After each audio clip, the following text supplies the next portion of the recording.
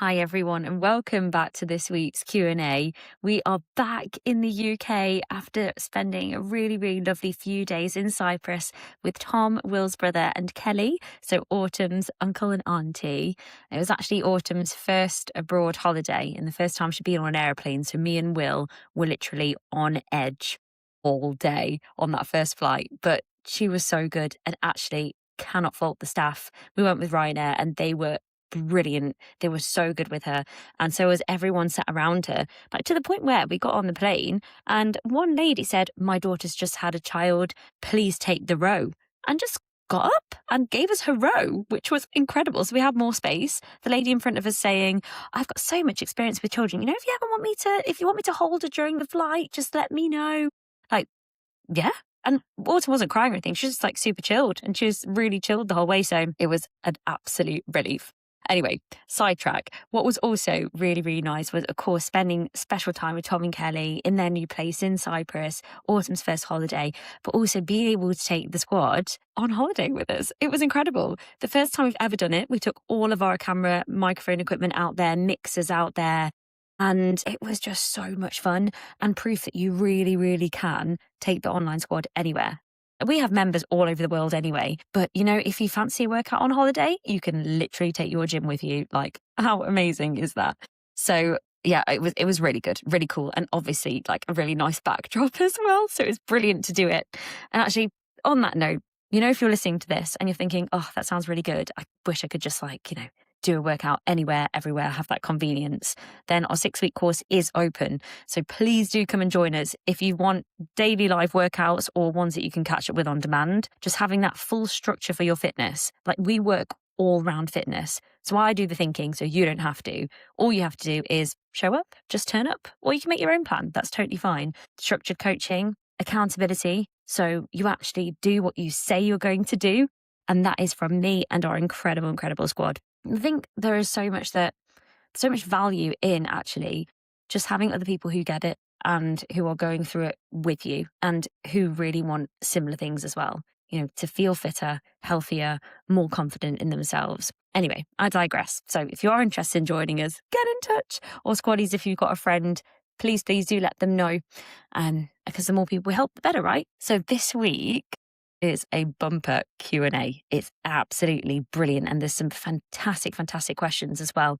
So I can't wait to dive into these. They're really varied actually. So we're going to be talking from things like when you're tired and hungry, what's your go-to meal to prepare, to how to have more mental discipline and whether careers still matter at 40 plus, how to get better sleep, how to exercise when you're on your period, and also how to tackle long-standing poor relationships with food and motivation if you don't see weight loss. Like, all of these questions could literally be a Q&A in themselves, like a whole entire episode in themselves. So I'm going to try not to blab too much, but give you concise, very good information that you can implement straight away, and hopefully just provide some reassurance and a bit of an action plan for you as well from this. So let's start with question number 1. When tired and hungry, what is your go-to meal to prepare?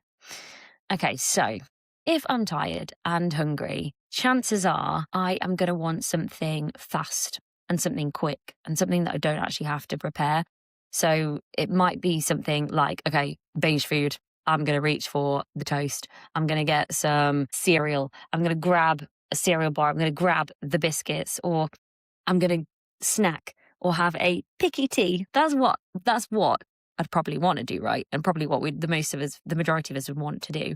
But how can we prep something that is more nourishing, that isn't going to take any time when we're feeling tired, we're hungry right now, and we just can't be bothered to cook? So these are my go-tos, and team, please feel free to share your go-tos on the WhatsApp group as well. But my go-tos would be a tuna salad.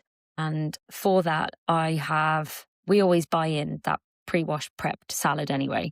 So I'd throw that into a bowl or on a plate. I would throw some tuna on it. So literally tin of tuna. We normally get it in like light oil, not light oil, you know what I mean? A bit of oil, forgotten what the wording is. Anyway, we do that. And some sun-dried tomatoes. I love them at the moment. You can even put things like pine nuts on there, like sprinkle of that. Depends on how fancy you want to go. I probably wouldn't if I'm tired and hungry and can't be bothered, but sun-dried tomatoes feel pretty easy. And you can use the oil in sun-dried tomatoes as like a bit of a dressing if you want as well, or just get like a light dressing that you can put onto it.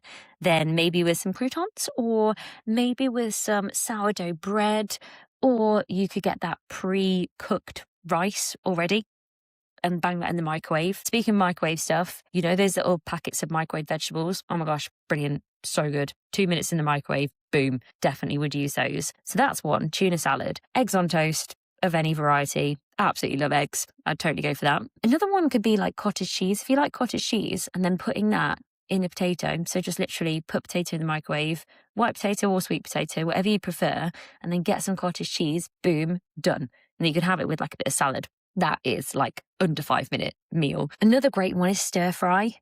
The only thing I'd say with the sauces, you know, if you're going to do it as like a regular thing, some of the sauces can be really high in either sugar or salt. So I'd just like watch out for that. Yeah, if it's only like a once a week thing, then whatever. But just if you're going to have it like on more of a regular basis, stir fry, we always have that. And then aside from that, what we tend to do anyway is because we are the world's laziest cooks. We always make something pretty decent, pretty healthy, or nourishing, I should say. And we always have, you know, less nourishing things as well. You know, we always have pizza in. We are pizza connoisseurs, but I would say that we always just make really quick stuff. Like, we're lazy, but we're healthy.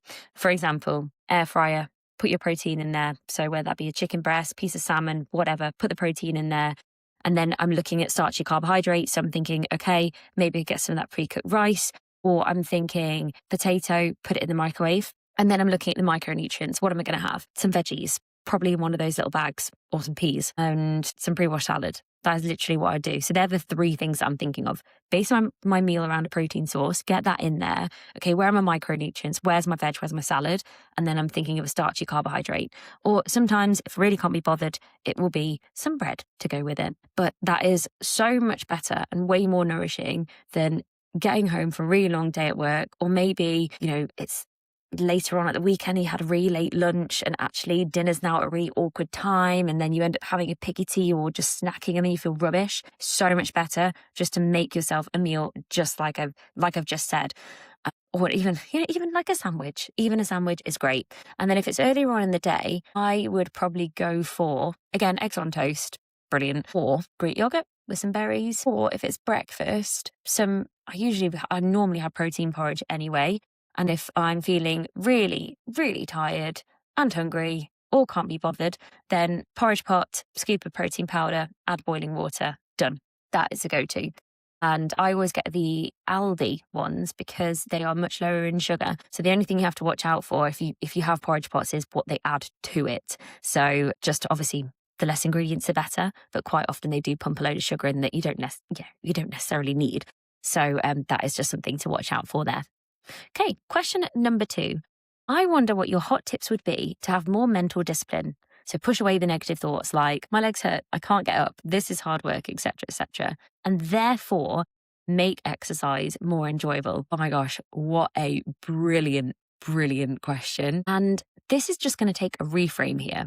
So reframe it away from discipline. So that's kind of like the whole, I need to do this and, not enjoying it because my legs are hurting and it feels hard, but I need to do it, like, as in like having to do it, to I am choosing to do this. Like, our brain's job is to make us feel safe and comfortable. So it's going to complain, like it will complain. There will be chatter and there will be self-talk. Thoughts like, you know, this is hard, my legs hurt, they're normal, but they're not assigned to stop. Fitness actually gets easier when you expect it to be uncomfortable. So things that you can do is firstly change the language from I can't to I'm choosing to.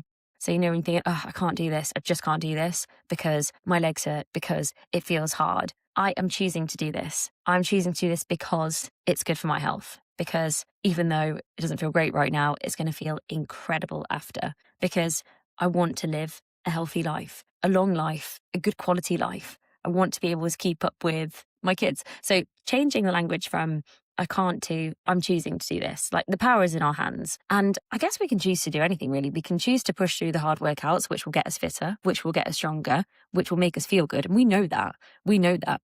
And we don't have to love it in the moment, but the enjoyment quite often comes after. And that's still okay. That still counts. So I think maybe normalizing that, actually, we don't have to love it in that very, very moment. And yeah, it does feel hard, but we do the hard things for an easier life. That's important thing to remember about it. You can also, instead of thinking feelings, count reps as well. Tap into the music, tap into the coaching. So tap into what I'm saying, focus on your breath, and decide before you start that you're going to finish and you're going to commit to it.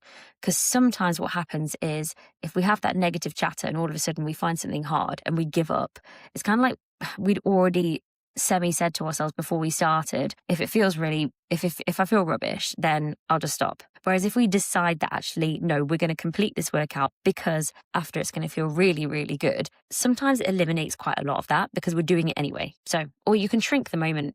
Our workouts are 20 minutes long. Once you've done the warm up and you're into that first set, you're already, let's say, 7 minutes in. You've really not got very long left. It's just a few moments to feel incredible, a few moments of discomfort to feel incredible for the rest of the day. So just remember that enjoyment, it doesn't always come during, but it comes after. And that's still okay, and that still counts. And actually, I spoke to someone once before who said, like, Lorna, I don't actually like exercise. Like, I don't like doing it. And I said to them, you don't have to enjoy doing it, but find the thing that you hate the least. Find the type of workout that you hate the least, because you'll keep going back to it. And just remember why you're doing it. And she said to me, like, because you gave me that permission to actually normalize that it's okay, that I don't have to like it, it's made me want to do it.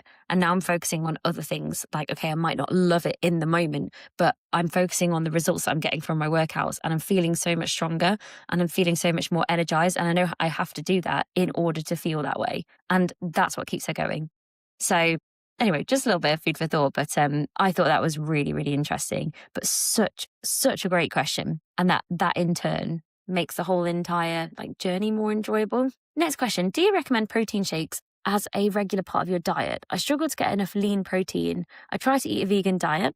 I have a vegan protein shake most days, but I'm unsure if that's really unhealthy and ultra processed like many protein bars are. So as always, first and foremost, food. Like, protein shakes they can be a great tool. So if you're not getting enough protein from your diet, they can be a fantastic tool, but they're not a requirement. Like, you don't need them. So vegan diets do make protein harder to hit. And quite often, if we're getting our protein from plant-based sources, our body has a bit of a harder time trying to break it down. So quite often, in order to get the same sort of amount and the amount of amino acids that we need, essential amino acids, we have to eat more of them. So it can make your protein targets harder to hit, and shakes can absolutely help with that.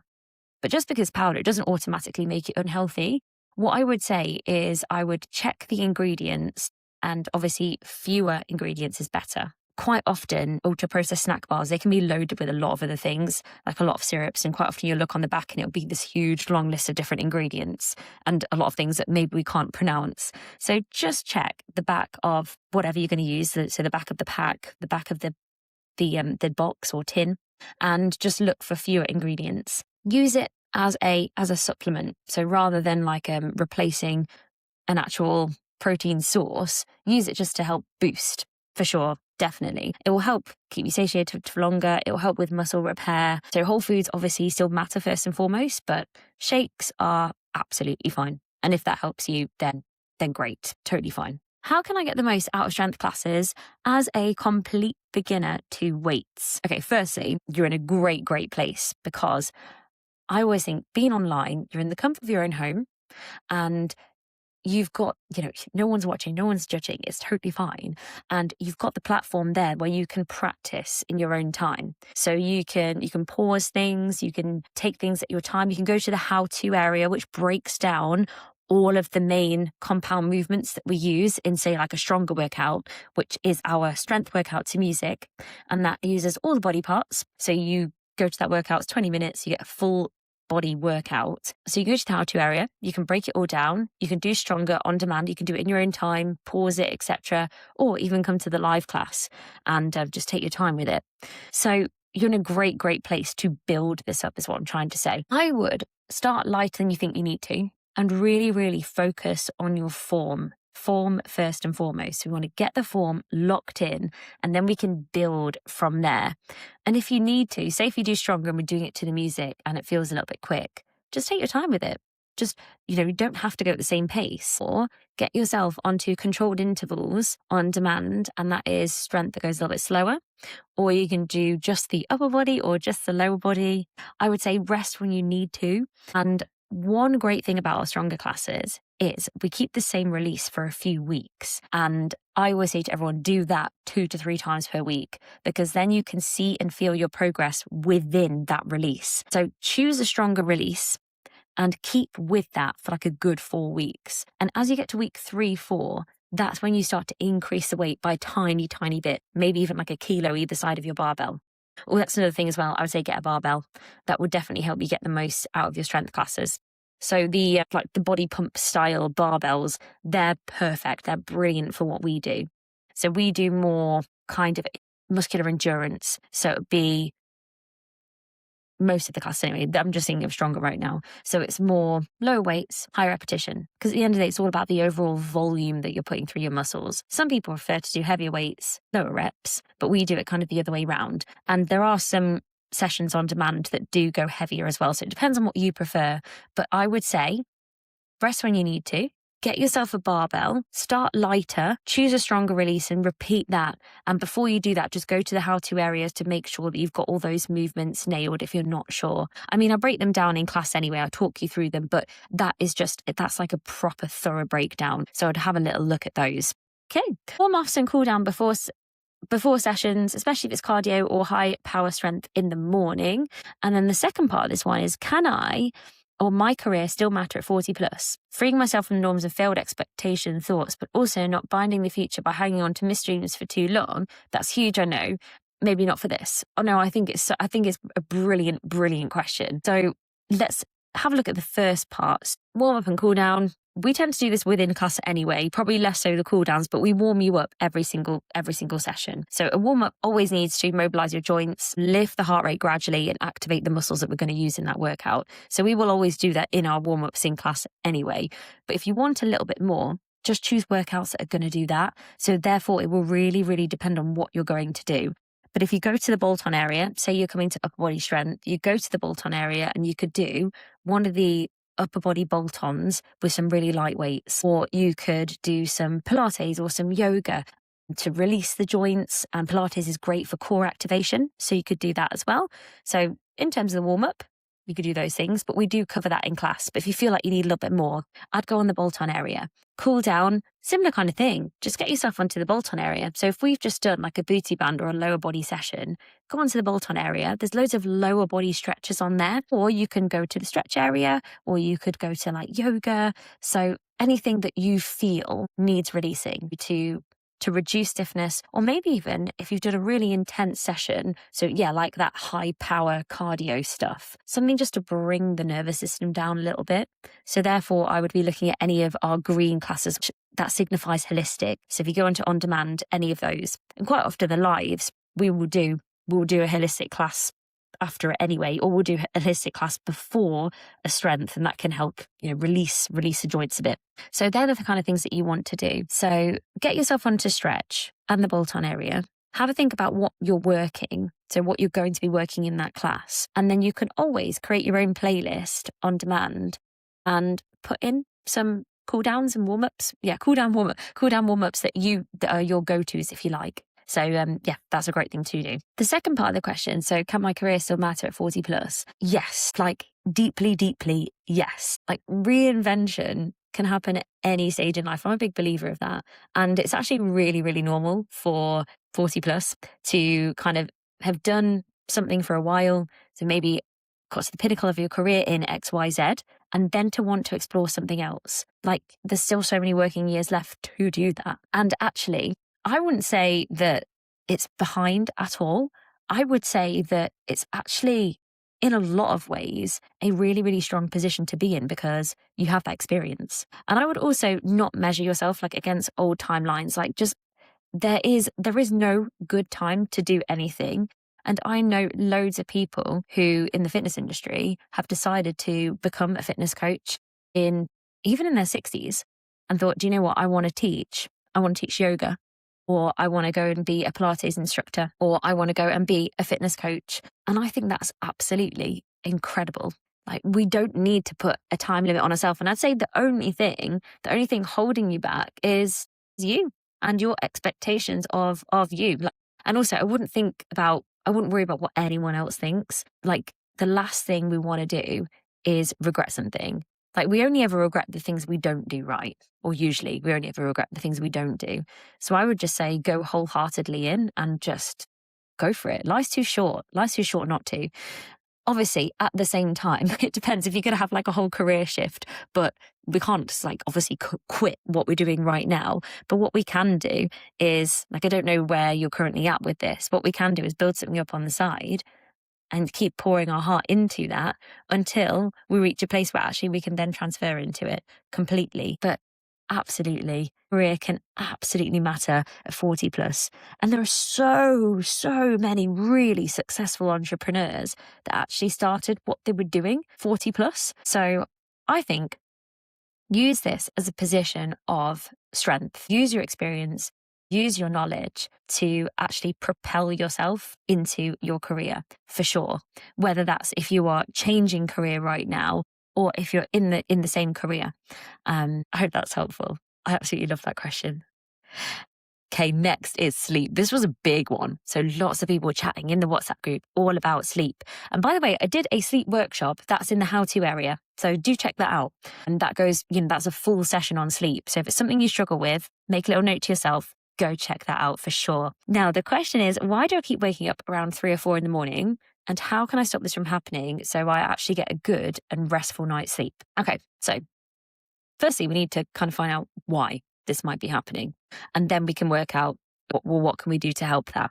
So the common causes are perimenopause, so having a hormonal shift, having caffeine too late in the day, overheating, and that might be related to hot flashes, night sweats at night, or it just might be overheating in general if the room's too hot. Mental load, so if you've got a lot on your mind or a lot on your plate right now, blood sugar dips, and also alcohol. So based on those things, you can kind of maybe start to fathom, okay, well, what could it be for me? And therefore, what can I do about it? I always think it's really important to control the controllables. Like, there's some things in there that are just completely out of our control. Like, for example, perimenopausal hormonal shifts.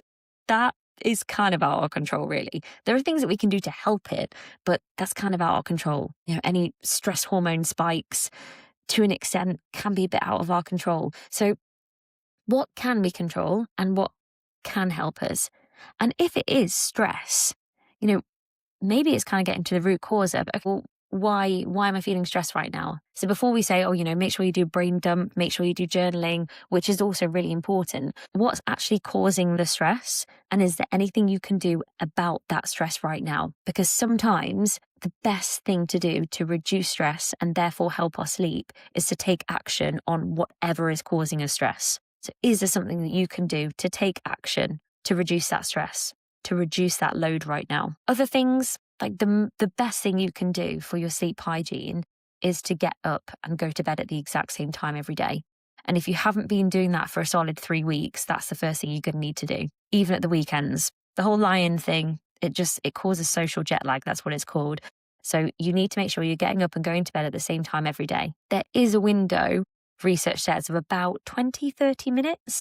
So, for example, you could get up on a Saturday 20, 30 minutes later than you normally would on a Thursday or a Friday. But anything over that, you start to push yourself into social jet lag. And all you do is you're then on catch up for like the first half of the week.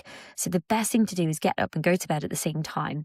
And I would start with the getting up part. Even if you've had a rubbish night's sleep, get up at the same time. Because you keep doing that, when your head hits the pillow at night, your body's going to think, boof, I need to sleep right now. So you're going to get a deeper, more restorative sleep. Breath work can help before you go to bed. So that's just something really, really simple that you can implement. Just even doing some box breath where you breathe in for 4 counts, You hold for 4 counts, you breathe out for 4 counts, and then you hold. Try doing that 10 times. And if you need to do it more, then do it more. But it just helps to engage the parasympathetic system, which tells your body to relax. Another thing to do would be, have a look when you're having caffeine. Are you having caffeine in the second half of your day? Can you shift it to before midday and see if that makes a difference? Definitely limit alcohol if you're struggling with your sleep. And just obviously limiting alcohol is important for our health anyway. But if you struggle with your sleep and you're having alcohol, yes, it can help you get to sleep faster, but it absolutely destroys the night's sleep. So your body will really struggle to get into a deeper, more restorative sleep. So you'll wake up, even if you've had like a nice number of hours, let's say 7, 8, 9 hours sleep, you still wake up feeling absolutely rubbish. So limiting alcohol, really important. Having a wind down routine as well can be really useful, because if you have a set routine before you go to bed at night, and this is what we do for kids, right? So I'm just starting now to implement routines for Autumn, because she's kind of at the age where you need to start sort of thinking about it. Classic kids routine. They have a bath, read a book, go to bed. Or it might be have a bottle, have a bath, read a book, go to bed. It's like a set routine that they do.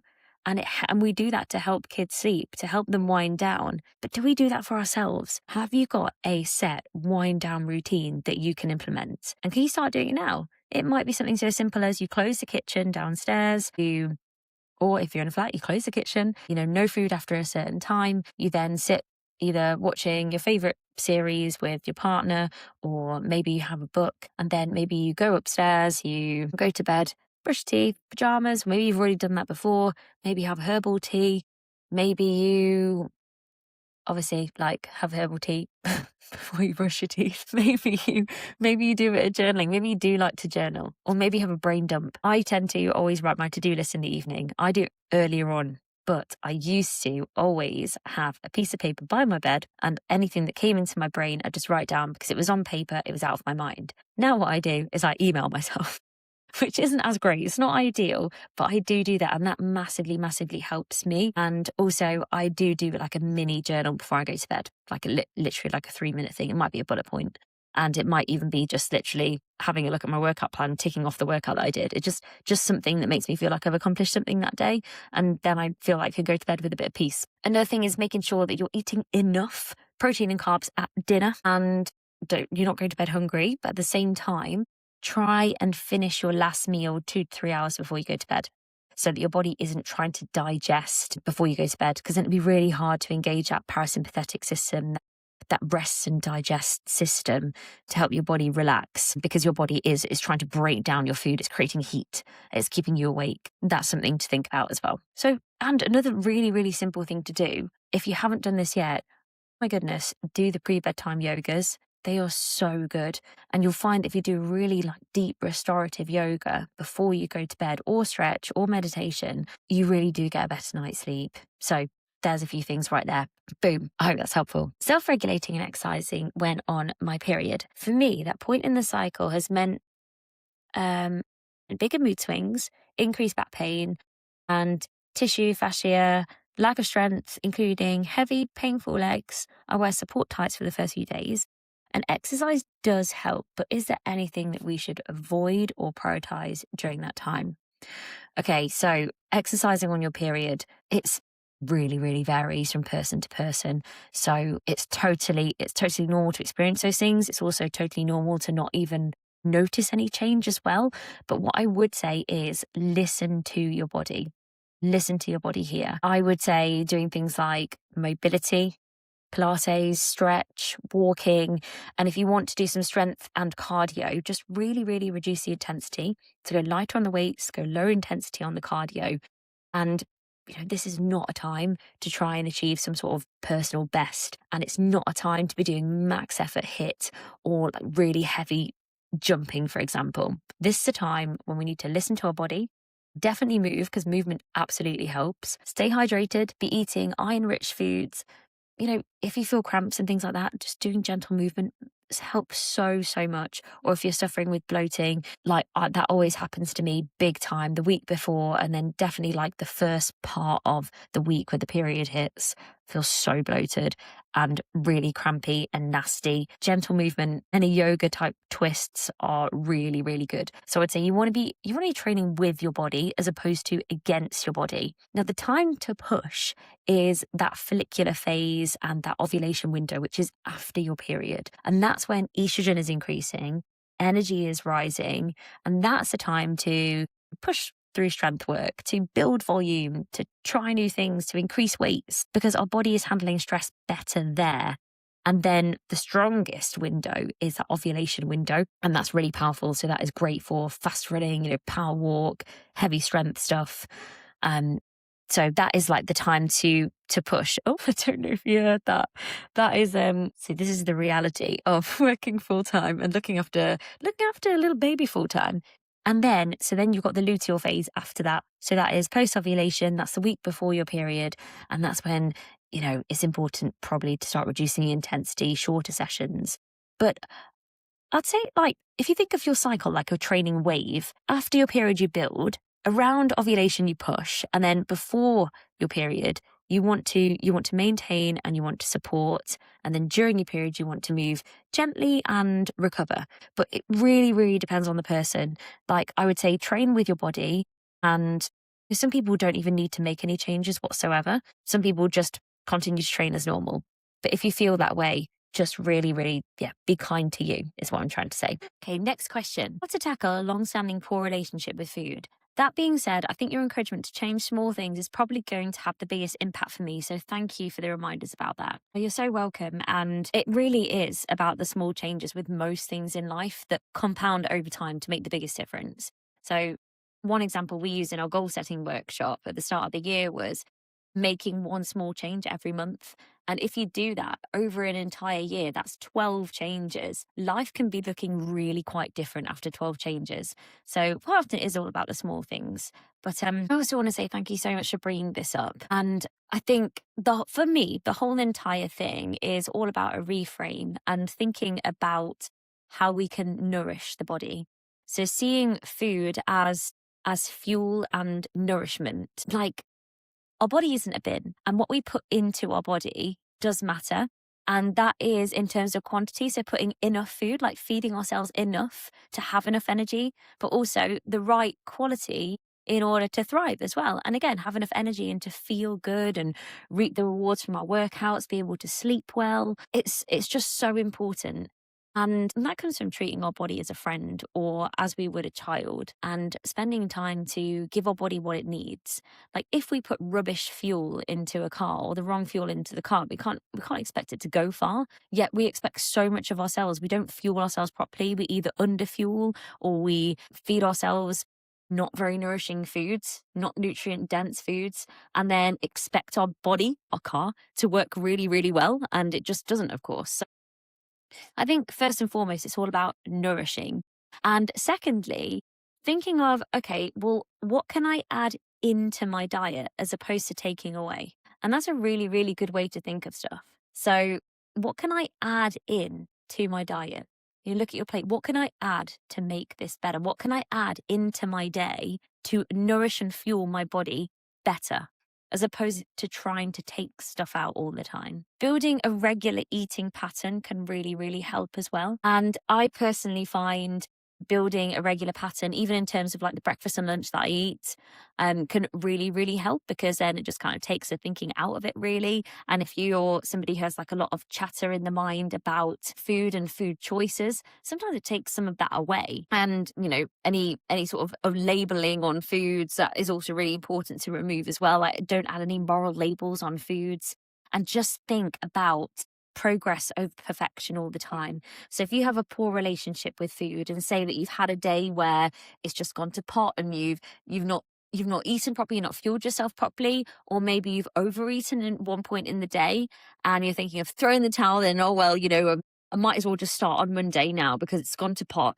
and it's Friday right now, I'll just start after this weekend. Best thing to do is draw a line. Draw a line not on the next day, not on Monday, because you just end up being in a binge and over restrict cycle, bit of an all or nothing cycle. The best thing to do is draw a line where you are right there and then. If we spilt a bit of milk on the floor, we're not going to stand there and pour the entire carton out onto the floor. We're just going to mop that little bit up, put the milk away, and move on with our day. And that is exactly what we need to do with our diet as well. So, but also acknowledging the fact that as humans, we will slip up, and it's all about what we decide to do next.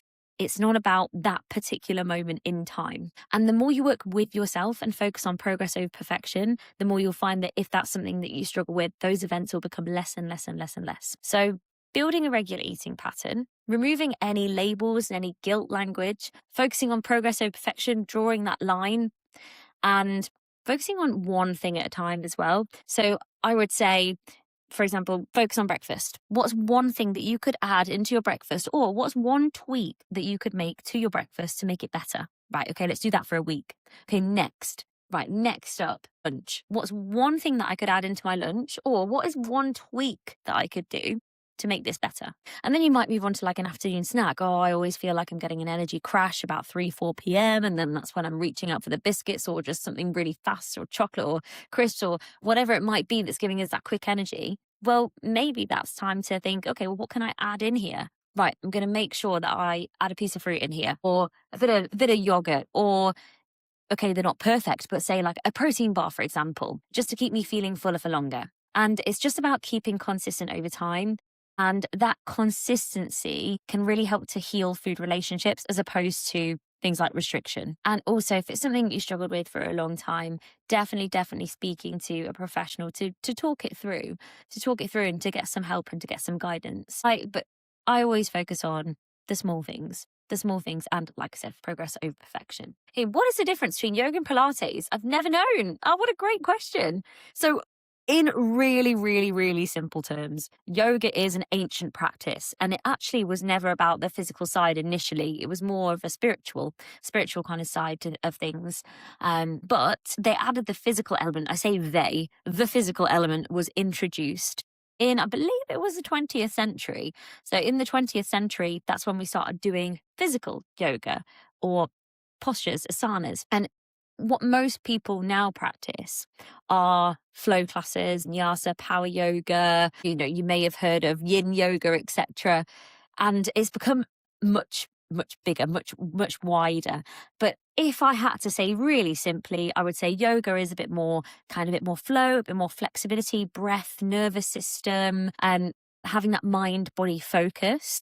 Whereas Pilates is, yes, you still focus on mobility, flexibility, but it's more about core stability, strength, and control. Like, of course, there's elements of that in yoga as well. Of course, there's elements of strength and control. But if I had to say Pilates is more about that, and there's a slightly different breath technique as well. So in yoga, generally, you use the more belly breath, or ujjayi breath, which is, the back of the throat.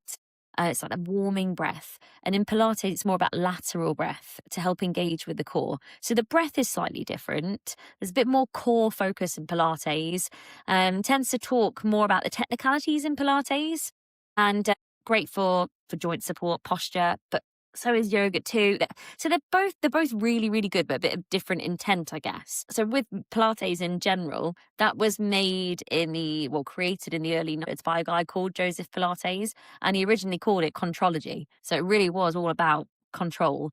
And he initially worked with injured soldiers from the war, and then he moved on to dancers in New York, performers, and people recovering from illness. And he did a lot of his on spring-based equipment like reformers, which are obviously, they're having a bit of a moment at the moment. I'm sure you know someone who's going to reformer, or you've heard of reformer Pilates. Essentially Pilates on a bed that moves. So generally, yoga came from like a spiritual tradition. Pilates came from rehab and performance training. Yoga's got a little bit more of a focus on flexibility, and Pilates got a bit more of a focus on core, in a nutshell, but they both do a bit of both. I hope that helps. Okay, next question.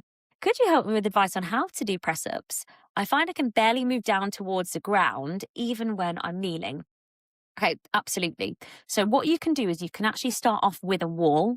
So you can start off with a wall, just get your hands into the correct position. So we're going one hand distance outside the shoulders and lowering your chest down to elbow height using a wall. Then you can start to walk your feet a little bit further away from the wall, and you can move on to like a bit of an incline, so like a bit of a bench. And then you can come down to the knees, but you can do it sort of in that order. Or you can even use like a sofa for example, put your hands on the sofa. So we want to make sure that we are doing the correct technique. So I would go to the how-to area on demand, and it breaks it all down for you. But essentially, if you take your hands underneath your shoulders, take them out by one hand distance either side, then you lower your chest down to elbow height, and your elbows, they want to go out, but almost like in a bit of an arrow position. So they're going to like the back corners of the room. So yes, there's a bend, but we're not pushing directly out, because sometimes that can put a lot of nasty pain into the front of the shoulder. So just make sure you're retracting your shoulder blades. And so sliding the shoulder blades down the back and lower yourself down that way. And it is also okay to put a cushion underneath you and practice lowering yourself down to the floor and to the cushion, and then coming back up on your knees as well. So the best way to practice getting better at push-ups is to actually do push-ups. But there's a few ideas. So get yourself on the how-to area, get that technique nailed, and then start off by using a wall, then using something like a sofa or a bench, and then knees, and then we think about full push-ups. But Tech Will is thinking about doing a focus in his classes and working towards doing something like that, doing a full push-up. Just in general, just make sure that you've got the technique sorted. And one way, if you're looking to do push-up on your toes, is to start on your knees, start on your toes, lower yourself down, and then gently place the knees in the floor and come back up on the knees. So you're coming up assisted. And then, of course, other things that you can do, chest and tricep strength work. And we do that in our upper body strength classes, and we do that in Stronger as well. There's always a dedicated chest track. So they're things that you want to be doing. So practice push-ups, even if you do them, like set a timer or something in your phone, do them every day, or probably give yourself at least a rest day, to be honest. But do them, pretty much do them regularly. Make sure you do them regularly, just practice. And then make sure you're getting to some upper body strength and some Stronger as well, because that will really, really, really help. Okay, last 2 questions. This has been brilliant, by the way. Such fantastic questions. I'm a bit concerned I'll lose motivation if I don't see some weight loss. I know it's about getting fitter and stronger, but I'm a bit impatient and also annoyed with how much weight I've put on over the last few years. I feel it's a bit of a mountain to climb. Any tips to keep myself going? Okay, firstly, what we must remember is the only way we don't see any progress and the only way we don't see results is if we give up too early. So quite often, the long way is the short way, because I see so many people get frustrated, get annoyed, they give up, and then they go looking for the next thing. And then the next thing. Then they find that they can stick to it for maybe a couple of weeks, see some fast results, but then it's not sustainable, end up putting the weight back on, and they're looking for the next thing and the next thing. So actually, quite often, doing this at a slower rate means that it's actually the shortcut in the long term, because it's the thing that actually sticks. And it's the thing that sticks in the long run because it's sustainable. Now, I totally get what you mean. There has to be a balance between, okay, getting results so we feel motivated, but also at the same time making sure that it's not, like a quick fix and then it doesn't really work in the long term and then we find something else. So it's about getting that balance. But one thing that we have to remember is, as long as we're making progress, we're still going to reach that place. We're still going to get there. And, does it matter? Does it actually matter how long it takes as long as we are making progress? I guess the answer is yes and no. But say, for example, you wanted to lose weight and you want to lose weight by summer.